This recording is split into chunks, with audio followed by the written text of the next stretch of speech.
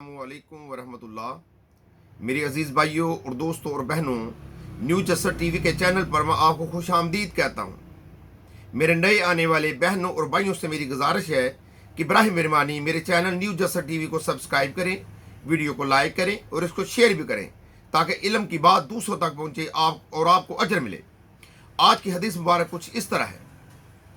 हज़रत अबू हुरैरा रज़ी अल्लाह ताला अन्हु बयान करते हैं कि रसूलुल्लाह सल्लल्लाहु अलैहि वसल्लम ने फरमाया, जब रमज़ान की पहली रात होती है तो शयातीन और सरकश जिन्नों को जकड़ दिया जाता है, जहन्नम के तमाम दरवाजे बंद कर दिए जाते हैं, इनमें से कोई दरवाज़ा नहीं खोला जाता और जन्नत के तमाम दरवाजे खोल दिए जाते हैं और इनमें से कोई दरवाज़ा बंद नहीं किया जाता।